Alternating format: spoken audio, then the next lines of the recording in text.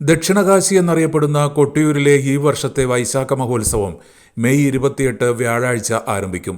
ഉത്സവ ചടങ്ങുകളും തീയതിയും നിശ്ചയിച്ച പ്രക്കൂഴം ചടങ്ങുകൾ ഇക്കരെ കൊട്ടിയൂർ ക്ഷേത്രത്തിൽ നടന്നതോടെയാണ് ഉത്സവ ദിനങ്ങൾക്ക് തീരുമാനമായിരുന്നത്. മെയ് 28 നടക്കുന്ന നെയ്യാട്ടത്തോടെയാണ് ഒരു മാസക്കാലം നീണ്ടുനിൽക്കുന്ന ഉത്സവത്തിന് തുടക്കം കുറിക്കുക. പ്രധാന വിശേഷ ദിവസങ്ങൾ ഇവയാണ്. ജൂൺ 5 തിരുവോണം ആരാധന, 7 ഇളനീർ വെപ്പ്, 8 ഇളനീരാട്ടം, അഷ്ടമി ആരാധന, ജൂൺ 10 രേവതി ആരാധന, 14 രോഹിണി ആരാധന, ജൂൺ 16 തിരുവാതിര ചതുശതം, 17 പുണർദം ചതുശതം, 19 ആയില്യം ചതുശതം, 20 മകം കലം വരവ്, 23 അത്തം ചതുശതം, വാളാട്ടം, കലശപൂജ, 24 തൃക്കലശാട്ട്. ഈ മാസം 30 മുതൽ ജൂൺ 20 ഉച്ചശീവേലി വരെയാണ് സ്ത്രീകൾക്ക് അക്കരെ കൊട്ടിയൂരിൽ പ്രവേശനം. അക്കരെ കൊട്ടിയൂർ ക്ഷേത്രത്തിൽ സ്ത്രീകൾക്ക് പ്രവേശനം അനുവദിക്കുന്നതിന് പ്രത്യേക സമയക്രമമുണ്ട്.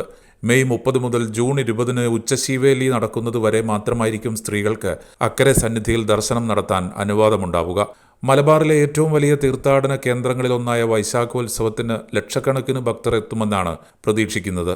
കന്നഡ ഭാഷ അറിയുന്നവരടക്കം 600 പോലീസുകാർ തിരക്ക് നിയന്ത്രിക്കാനുണ്ടാവും. ദേവസ്വവും വിവിധ സംവിധാനങ്ങൾ ഏർപ്പെടുത്തിയിട്ടുണ്ട്. ഏജനറ്റ് ന്യൂസ്, കൊട്ടിയൂർ.